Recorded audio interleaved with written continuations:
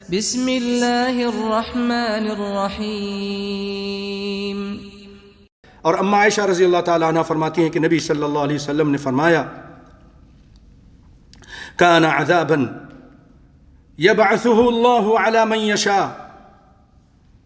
طاعون کو فرمایا کہ یہ عذاب تھا جو اللہ تعالیٰ جس قوم پر چاہتا تھا بھیجتا تھا، فجعلہ اللہ رحمتا للمؤمنین، اور اس عذاب کو اللہ تعالیٰ نے مومنوں کے لیے رحمت کا سبب بنا دیا، مومنوں کے لیے رحمت، کافروں کے لیے عذاب۔ پھر آپ نے فرمایا ما من عبد یکون فی بلد، کوئی بھی آدمی، کوئی بھی بندہ کسی بلد میں، کسی شہر میں، کسی ملک میں ہے، فی جس میں یہ بیماری ہے، وَيَمْكُثُ فِيهِ لَا يَخْرُجُ مِنَ الْبَلَدِ، اسی شہر میں ٹھہرا رہتا ہے، وہاں سے نکلتا نہیں ہے، کیونکہ نبی نے منع کیا نہیں نکلو، تو وہیں بیٹھا رہتا ہے، وہیں رہتا ہے، صابرا محتسبا، صبر کرتے ہوئے اور اللہ سے ثواب کی امید رکھتے ہوئے، یعلم انہ لا یصیبہ الا ما کتب اللہ لہ، اور وہ یہ جانتا ہے کہ اس کو کوئی چیز نہیں پہنچے گی مگر جو اللہ تعالیٰ نے لکھ دیا ہے۔ اگر اللہ نے لکھ دیا ہے تو بیماری اس کو پہنچے گی، اگر اللہ نے نہیں لکھا ہے تو اس کو نہیں پہنچے گی۔ لیکن احتیاط کرے، احتیاط کرے، بے خوفی نہیں کرے جیسے بعض لوگ،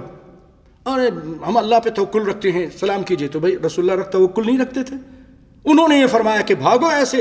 جیسے تم شیر کو دیکھ کے بھاگتے ہو۔ ایک شخص آیا آپ سے بیعت کرنے کے لیے، مجذوم تھا، تو آپ صلی اللہ علیہ وسلم نے اس کی طرف پیغام بھیجا، ہم نے تمہارے بیعت قبول کر لی، تم چلے جاؤ۔ اس کو قریب بھی نہیں آنے دیا کہ آپ اللہ پہ توکل نہیں کرتے تھے، اس کے باوجود آپ یہ احتیاط کر رہے تھے ہمیں بتانے کے لیے۔ تو جو شخص صبر کر کے وہاں پر رہتا ہے اور یہ یقین رکھتا ہے کہ